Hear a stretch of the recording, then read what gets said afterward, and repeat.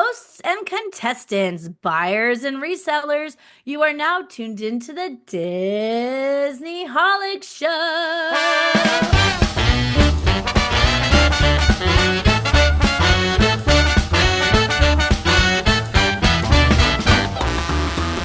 Hello and welcome to the Disney Holic Show. That's Jen Diz. And that's Mike TV. Today we are coming for those pesky Disney resellers.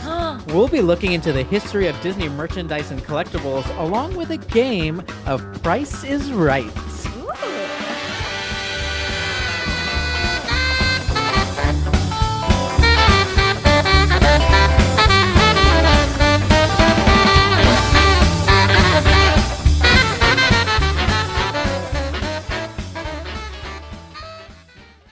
Wowzer. So you recently went to the Disneyland 70th, which means the celebration is full on. It's in progress. Anybody could go to Disneyland right now and pick up some 70th merchandise. That is correct. And I And you had a pretty good haul. picked We up saw way it too on many Instagram.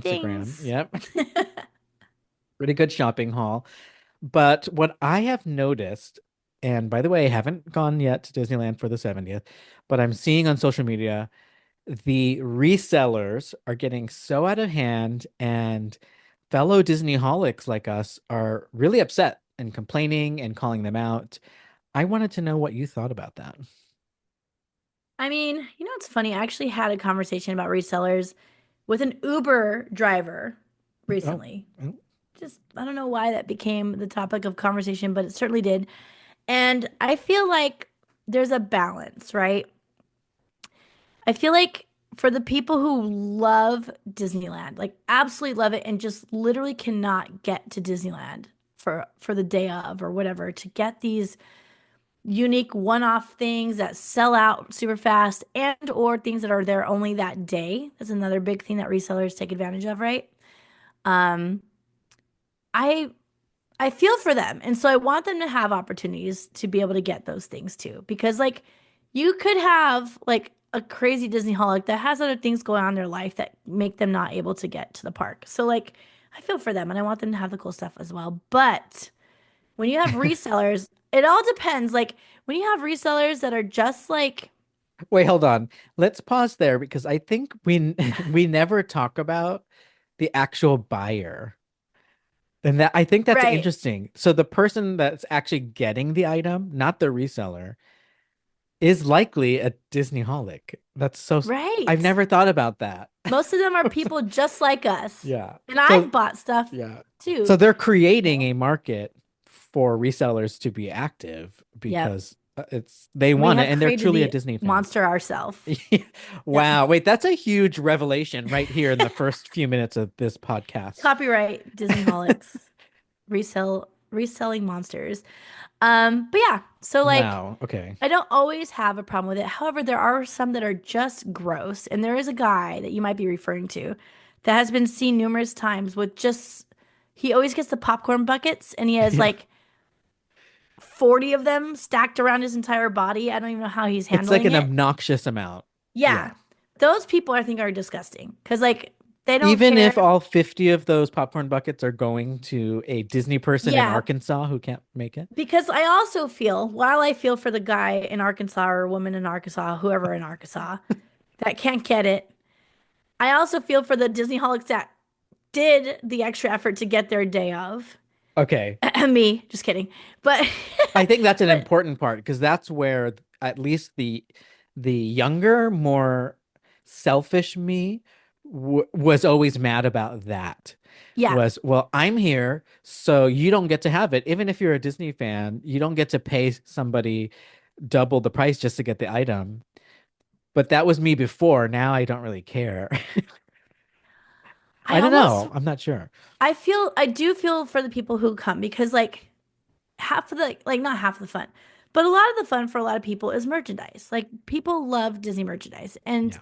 I'm not the biggest buyer, but like I for instance this year I bought a lot of stuff because it's really cute and it's like, you know, it's kind of my taste in what Disney stuff that I enjoy. But like if I were there day of, and I, especially when I used to live in the Bay Area, when I would go out of my way, I'd fly down for a specific event and I can't get something, it would drive me crazy.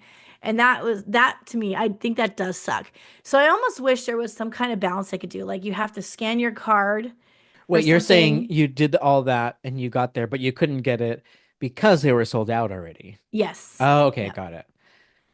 And because homeboy with the 40 Tauntaun buckets, right? Hanging off his arms and they're like, oh, sorry, we're out. That's so, It's they like that look would be like 40 people that are in the park that got him instead they're of like those one. balloons, but just hanging on his back. Totally. It's Absolutely that. crazy. And especially when he was getting all the Millennium Falcon ones or Oh my goodness. the Death Star. Like The they gray literally look like balls, yeah. balloons. Yeah.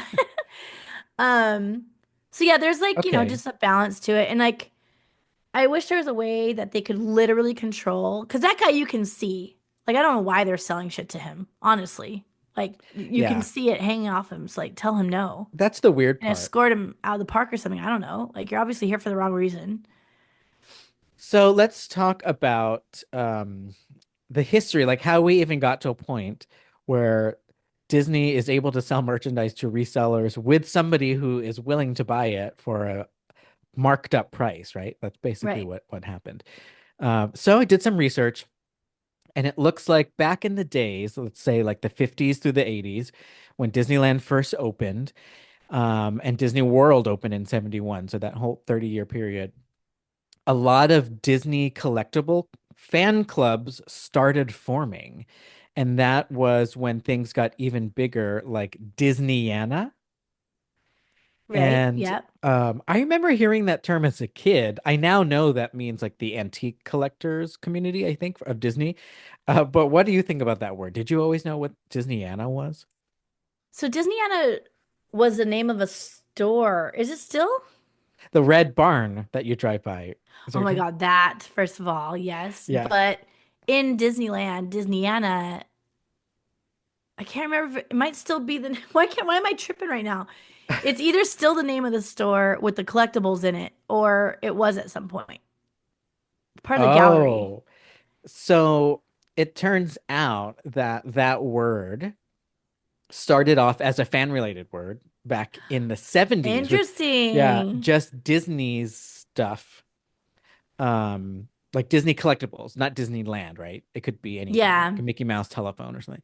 And then it became formalized, or like, we say these days, canon, like official, from Disney when Disney published a book by an author named Cecil Munsey. This was in 1974.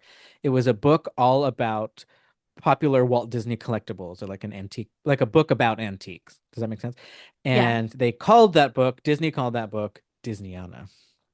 Oh, how funny. Yeah, and Okay. then it just kept going from there. And then stores, even non-Disney stores like the Red Barn, I'm thinking of, they refer to this stuff that we're selling as Disneyana, I guess. Um, and like when I go to a flea market or antique fair, I'm always like looking for the Disneyana, Yep. but I've Yep. never like stopped to think about the word itself. So yeah, so that's been around. And collectors and people collecting things, trade shows, conventions. Okay, this is still the early days now, like 70s, 80s. And then the 90s is where shit started getting wild. So the Uh-oh. 90s opened up a lot of chaos because of a couple things. One, the internet came about, and we saw everything, almost every type of commerce or business got turned inside out during that Right. digital trend, right? Like music went from records to CDs to digital, and everybody was And fighting then over it. stealing, like Stealing, Napster and Napster. They would be on the pirating. MTV Music Awards with Metallica, like complaining about losing sales. Hmm. I have my own opinion on that. You're just lucky people are listening to your music. Okay.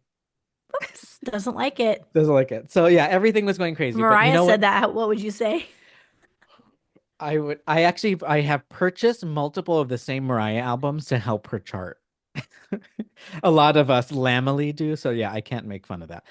Oh my God. But it's just something about like these hard heavy metal dudes, like we're gonna do a lawsuit because you're stealing our heart heavy metal They were music. already so rich already by then too. Yeah. They weren't like new and upcoming. They were Yeah. like, There's just you know, something corny about it. Like, I yeah. know it's not punk rock, but even like punk rock, the whole point is to be against the establishment. So Right, they yeah. should have been like, fuck yeah, take all our music. We don't care about the record Like System of label. a Down and named their literally named it Steal This Album. Steal this album. I love it. But in the world of merchandise and collectors and antiques, something else happened in 1995, which I'm actually I've done a lot of study about this. It's not something I really talk about, but like I read several books about this and I studied it when I was going to NYU about digital marketing because the rise of eBay, 1995, it like changed the entire world in so many ways. So on one hand, it brought collectors together Mhm. to markets who are willing to buy in places where you would never have been able to find or connect with that person or that reseller. Like little mom and pop shops and antique shows could now have an online presence and continue selling their stuff after they pack up for the day at the park or whatever. Um, and books was a really big thing that eBay was able to help people get their hands on books and used books that they may not have been able to afford, even like college students. So interesting time. And eBay and Amazon were big at the same time. It also meant that categories and tags became a thing, meaning you can tag or categorize an object in more than one place digitally, which is pretty mind blowing. And then you can come up with new What do you mean categories by and that? tags. Do you want to Oh yeah, this is elaborate a on that? rabbit hole that I can go down for 100 years. So let's start with the Dewey Decimal System. Okay. So the Dewey Decimal System was formed so somebody can go to a library, for example, and it's been agreed upon in, I guess, in the United States that these numbers correspond to these letters and to these authors and sometimes to a subject like mystery or fiction, nonfiction, crime, whatever. But the reality is, in a bookstore or library, somebody is chosen to select the one category that thing can live in, that one box. So you're literally Hmm. putting a book and choosing one category, even though it spans maybe 50 genres. Right. Um, and it has to go by the author's last name. Like those are the only two places you could put it, really.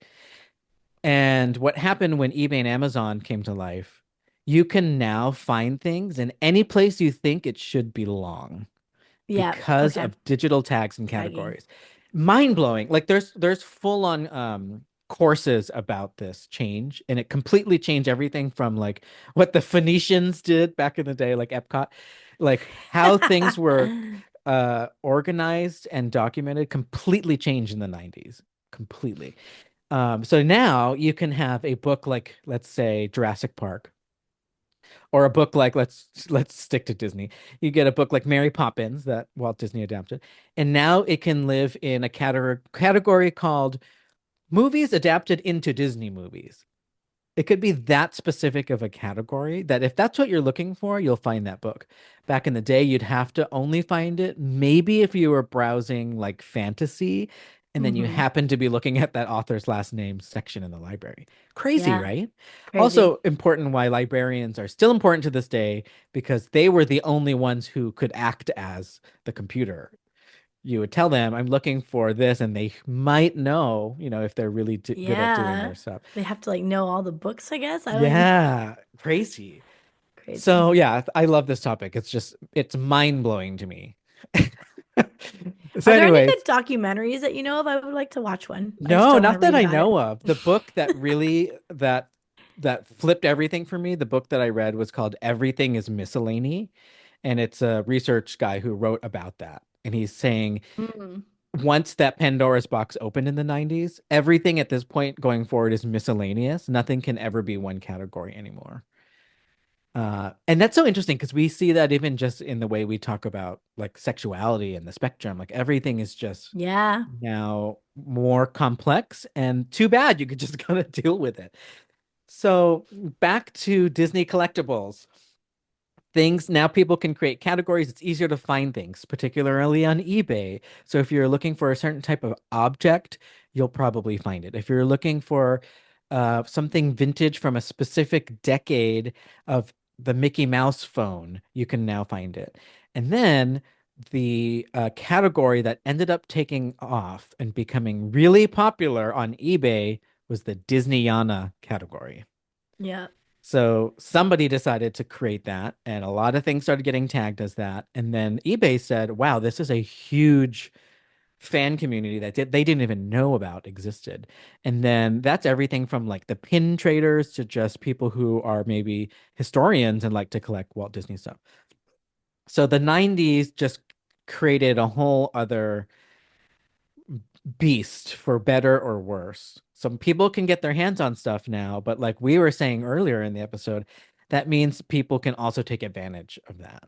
Mm-hmm. And Yep. so that's where people started getting smart and buying multiples and lot quantities of things. Maybe they're not even interested in those things, but they would go to the event or the opening of something at Disney, then sell it on eBay. And because eBay is built on a bidding model, at least it used to be. It's not so much anymore, but it used to be only through an auction. So truly, if you think somebody sold something for a ridiculous price, that was because there were at minimum two people willing to pay for it, bidding Yep. on it, the bidding wars. And I think we used to do that too back in the day. And we had friends who would be like obsessed with stuff on there. Whoops. Mm-hmm. And you would do like they would call it like I think shotgunning or something. You'd wait till there was like 5 seconds left on the time, and then you Oh put yeah. your Oh my God. I remember that rush. You're just like, like freaking out. Oh my yep, God. put your higher bid in, but you don't know if it's even the real highest one. Yeah, and they didn't Woo! even have that for a long time, right? That was like a newer feature in comparison Yep. to how long eBay's been out.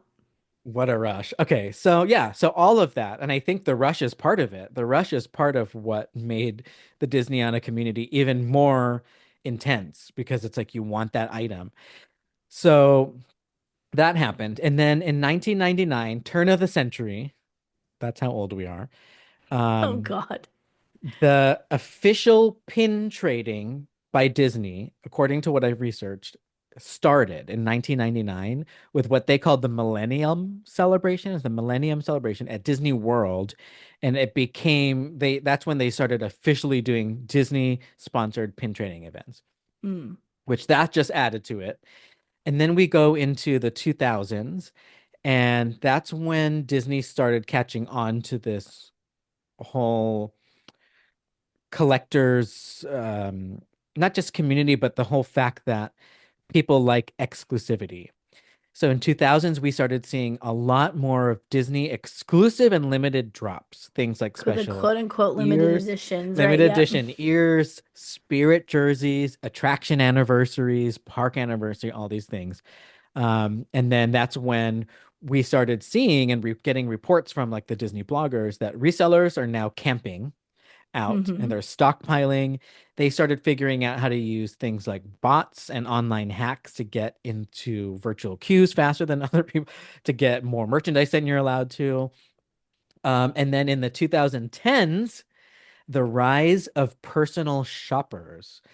So this is where it's Mm. interesting, right? Because there are definitely Disney people like us, Disneyholics, who are willing to shop for a friend or maybe a Patreon member or something like that. But it's not a business. It's like for a Disney friend to a Disney friend. Yeah. But now there's also personal shoppers in the 2010s that came out that were actually there. That was their business they're trying to make. And Yeah, they right? charge. Like we don't charge our Patreon members to do Yeah. it for you guys. It's a another perk. Like you guys, we're here for it. So holler. We love our Um, Patreon don't forget members. that you have that perk, Patreon members. But yeah, we don't charge extra. We just, just pay us back for whatever we buy. But those people that they'll mark every item up. It's just like DoorDash or something, right? It's like Yeah. there's a fee for doing it, and then everything gets marked up a little bit. And but they'll get it for you. They'll go to the park. And like that person, the effort of like, I'm sorry, the effort of going to Disneyland, I even live right down the street. It's still like a whole lot of Oh effort yeah. to Security go and alone. do the shopping, and I get stressed out shopping. So like I would even take someone up on personal shopping right now.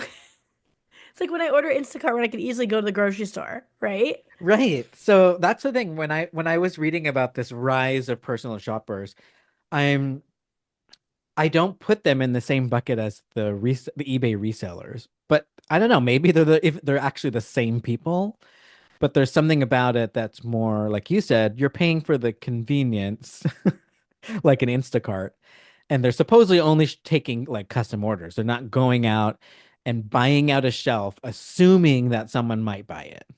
Personal shoppers are buying for a person who asks for something. Yeah. But anyways, that's still added to this whole like all the stuff that's happening with merchandise.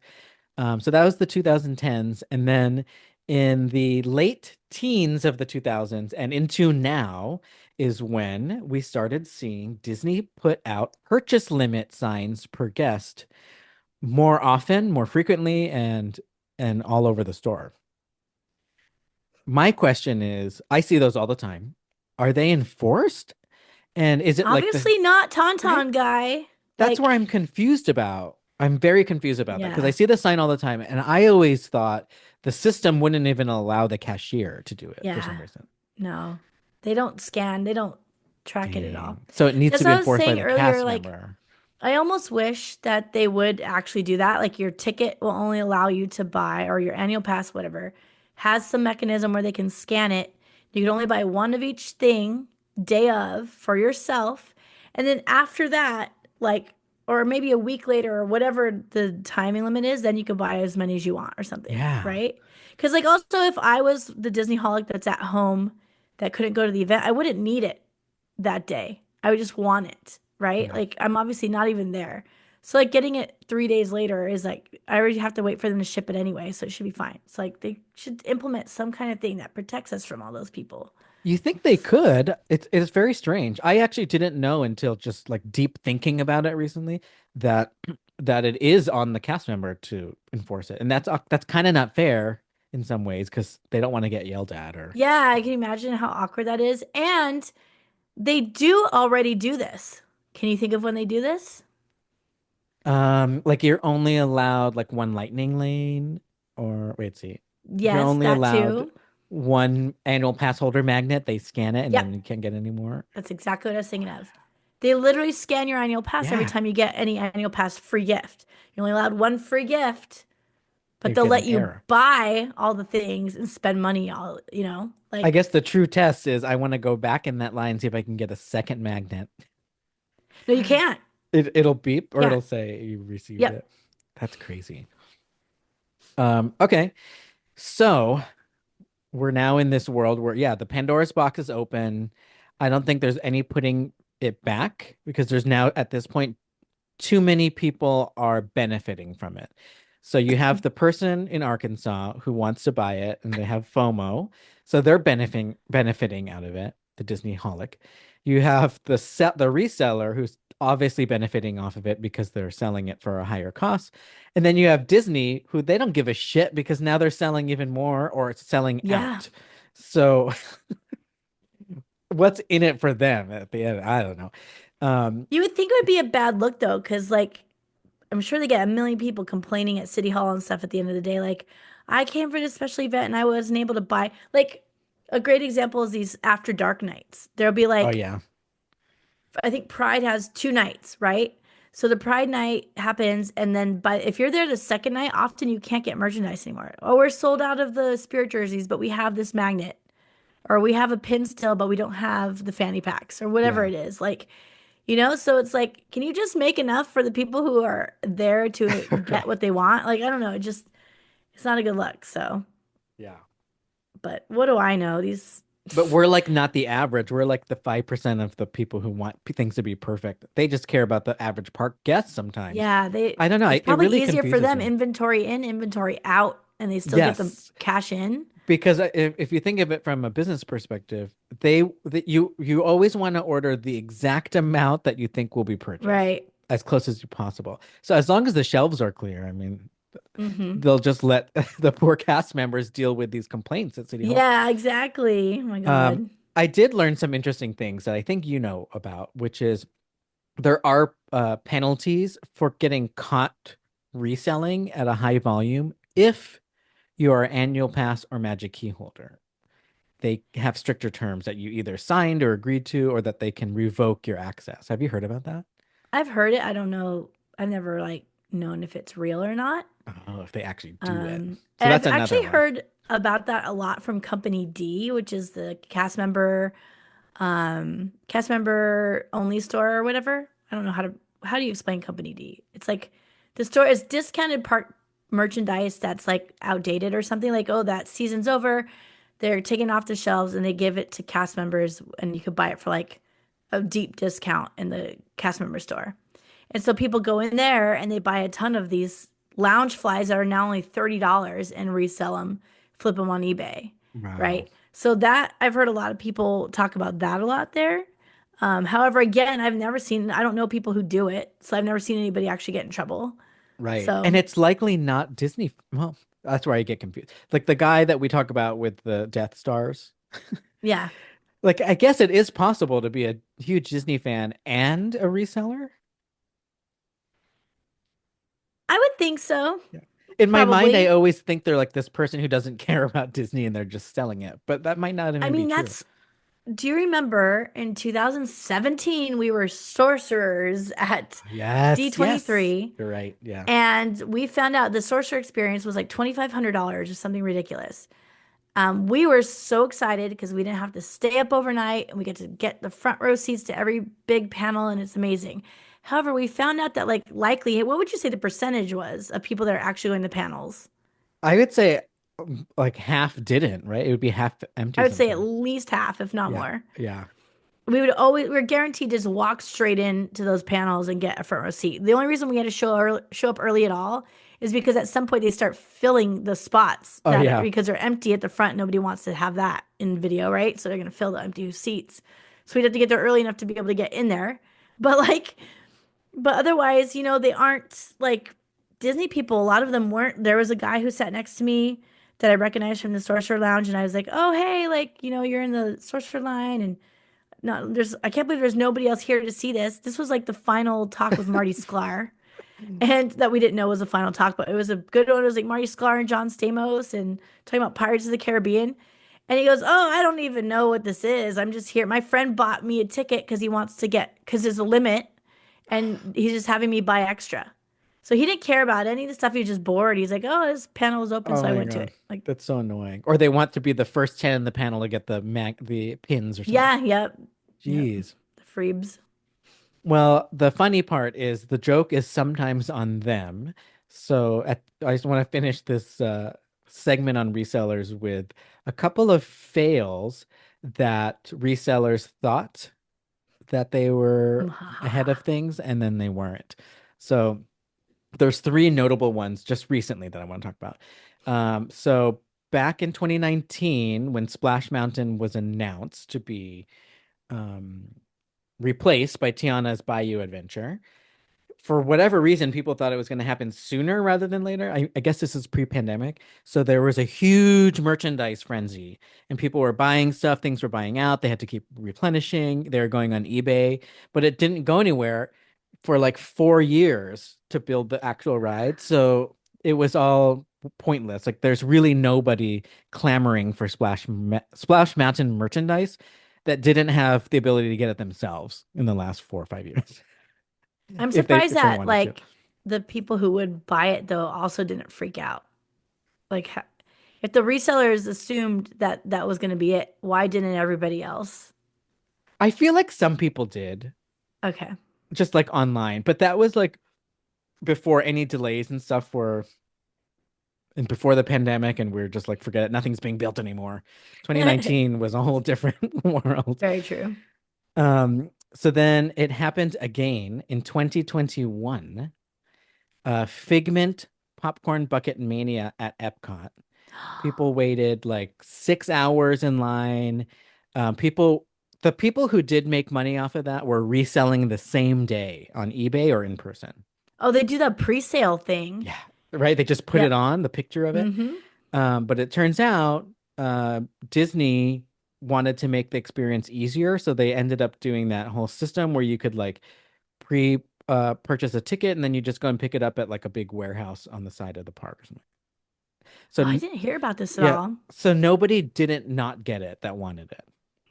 Okay.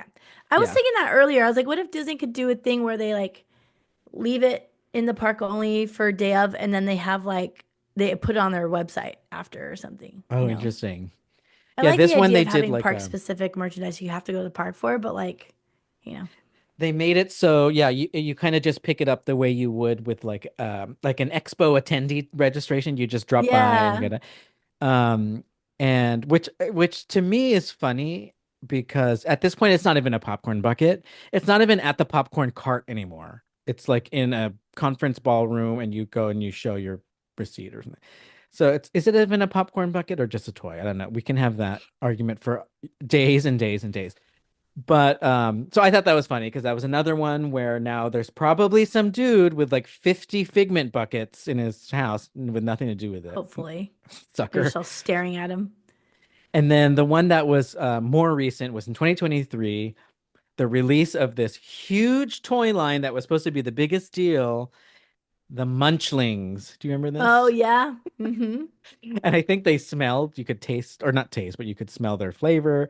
I'm sure they still sell them, but they did not do as good as they thought. They thought they were going to be like Disney thought this was the new Beanie Baby or something.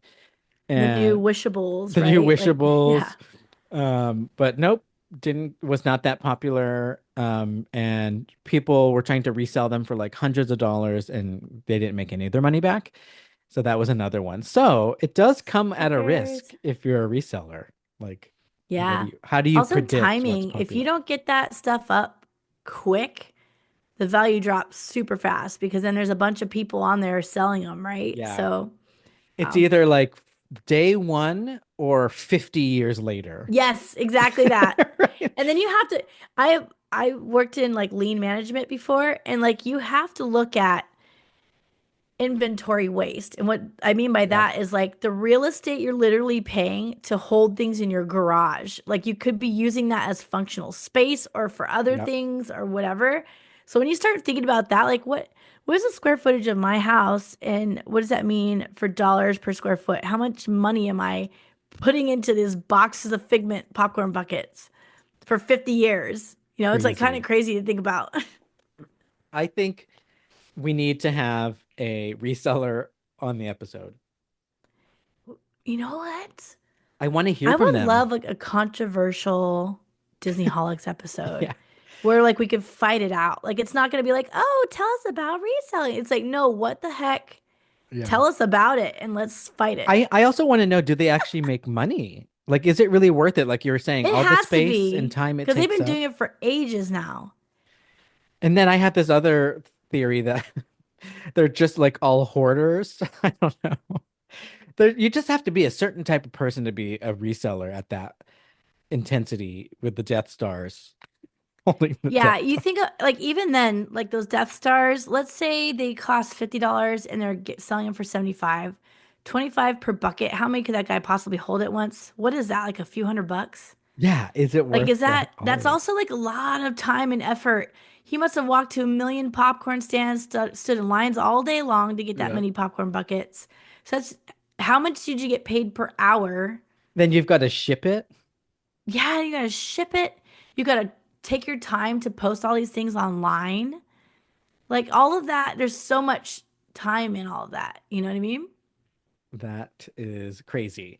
Well, I think we've both purchased some things from resellers. At one point in time, we all had to. If you're a Disney holic, sometimes you need something and you'll look on eBay. And I thought it would be fun to play a good old-fashioned game of Price is Right, where I want you to guess what you think the price of something is right at this moment in May of 2025 of several different antique Oh, how collectibles. fun. Okay. Okay. Okay, so we're gonna start with something as recent as the Disneyland 70th interactive key to Disneyland. Okay, wait. Is it Price is Right rules? Like I just can't go over? You can't go, you have to be as close as possible without going over. Okay. Okay.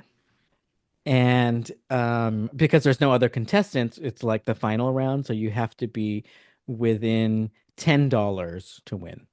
Okay, and you're pulling this information by like the highest value is getting resold for, Yes, resold here's for. here's the tricky part because we were talking about eBay earlier. there's so many things that are buy it now instead of auctioning. Remember, it used to be, Right? but I'm gonna go by what their buy it now or best offer, where they say like $100 or best offer, meaning that's they're willing to let it go for that price. And Okay. they all that means this reseller also thinks it could go for that price. Okay. Okay. So the Disneyland 70th key toy. I'm gonna guess. So if I remember, it was $60 in the park. I'm gonna guess that people are reselling it for $90. Oh, you're right on spot. I've Really? seen, yeah, it's usually there's a lot of them on here, which good luck to them selling it. $99, $100, and the most I've seen is 105, Oh, okay. Well, I said 90. 90. So do you think they're sold out? Like why is it being sold for double the price? People, this is again the benefit of posting eBay stuff early because people panic buy because they don't Oh, know. Because how many times have you like waited to buy something and it's sold out, right? yeah, Gone. yeah. So people panic buy at Disney because of that, and resellers are causing half of that problem.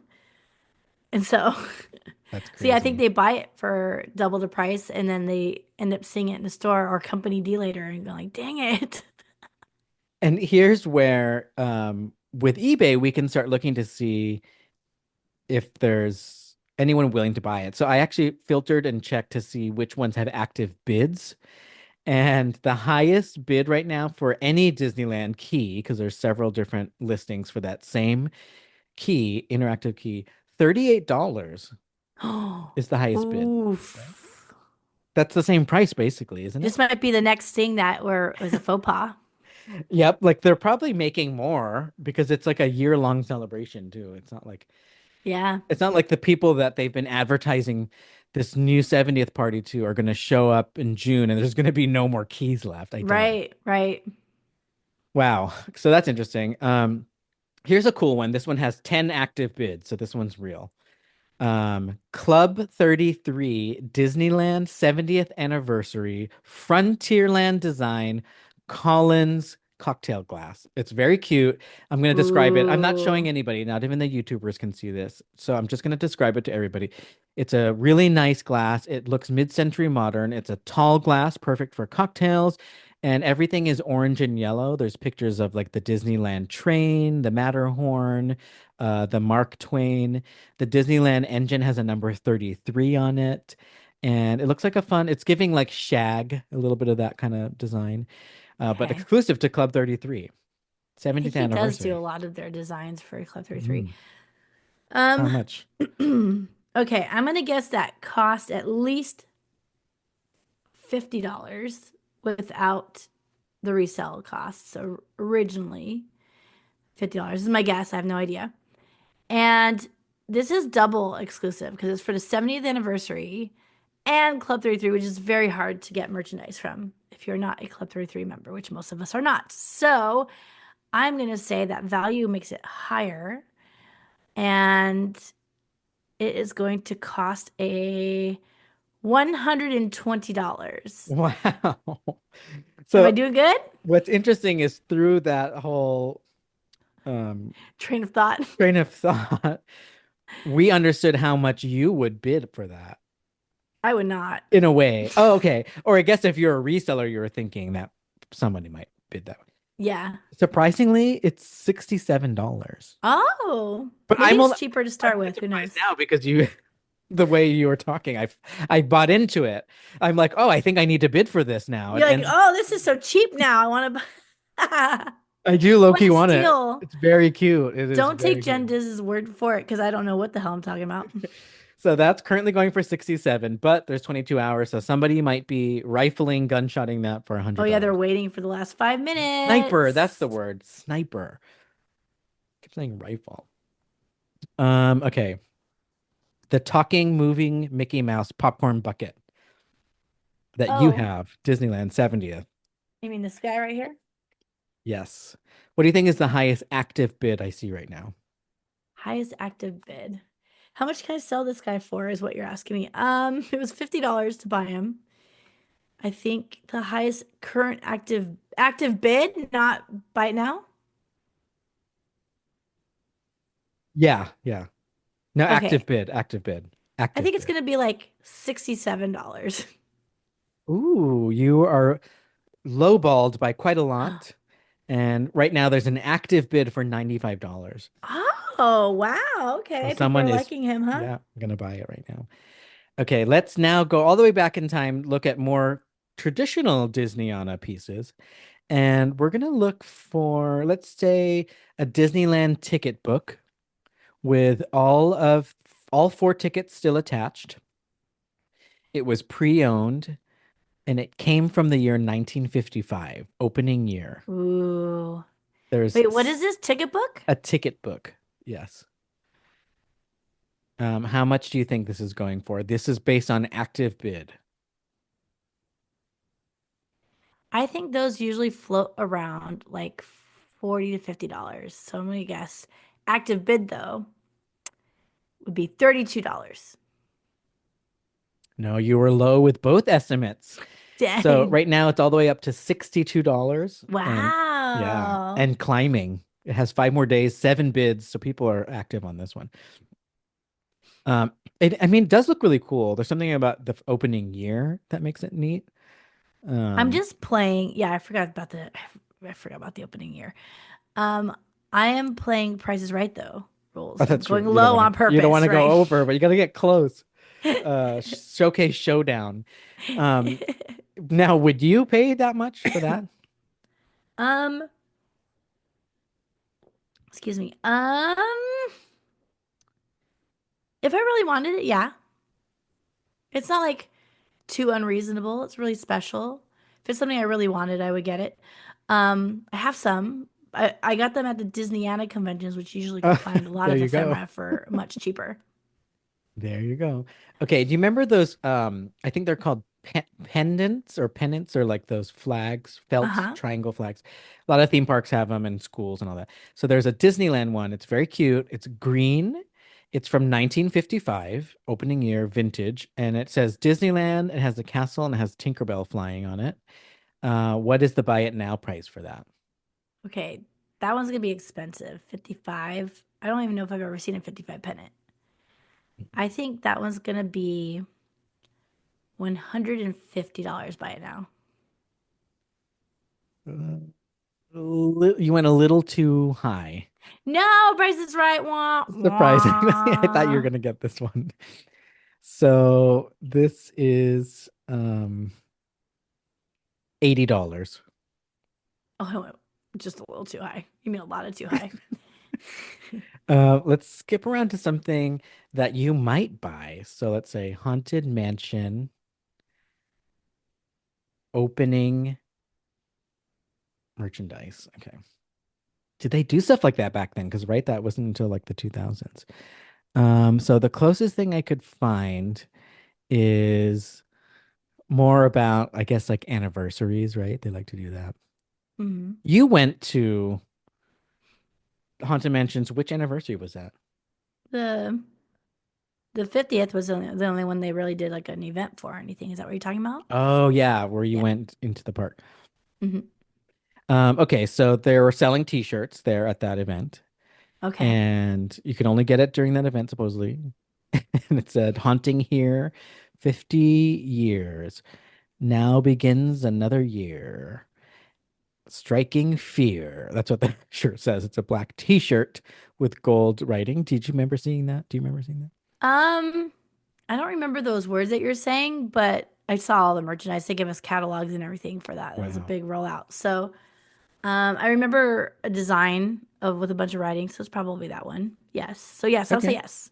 So that one, there are several, and they're all selling from different sellers about around the same buy it now price. So I would say that's pretty much the price for this item. What would you guess?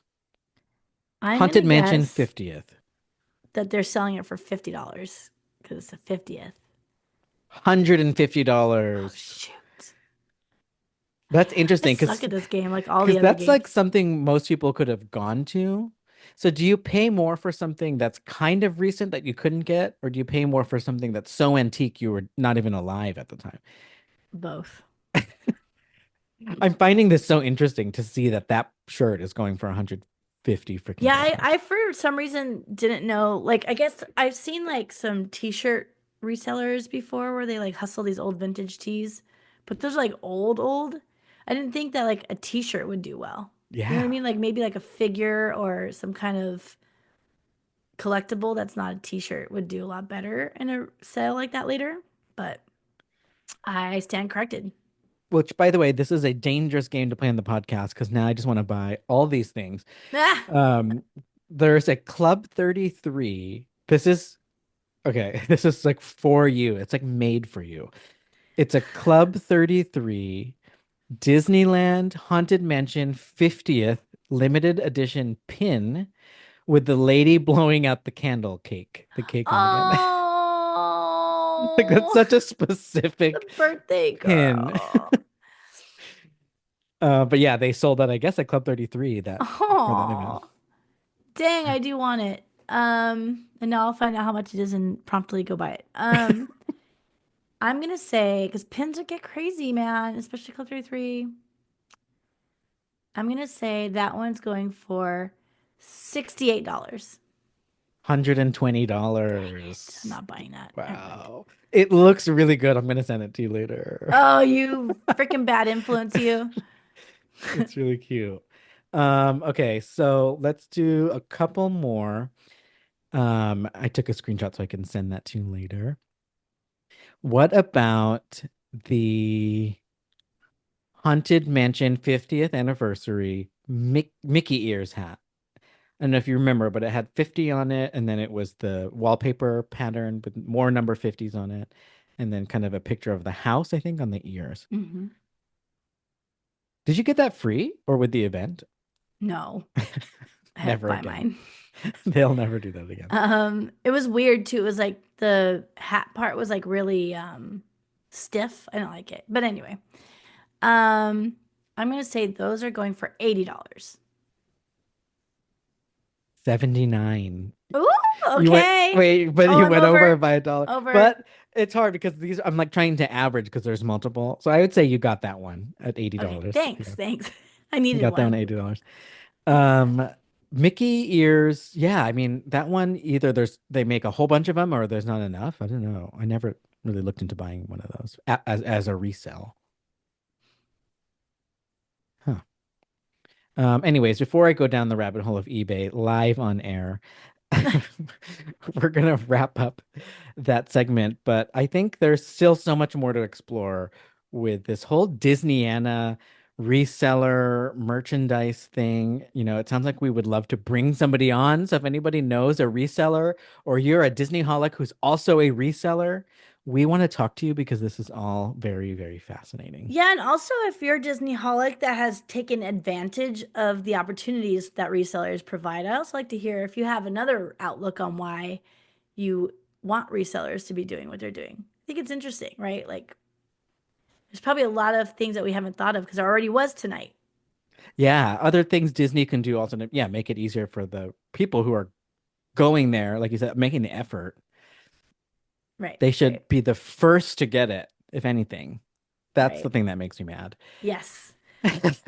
So today we talked about the resellers, we talked about the history of Disneyana, but we also played a fun game of Price is Right to see what some of these items were going for on eBay right now. Yes. And thank you all for listening. And we hope you enjoyed episode 242 of the Disneyholic Show. Follow us on social media. Follow us at the Disneyholics. And if you'd like to get in touch, send us a DM on Instagram or contact us at thedisneyholics.com. Okay, Okay, bye. bye.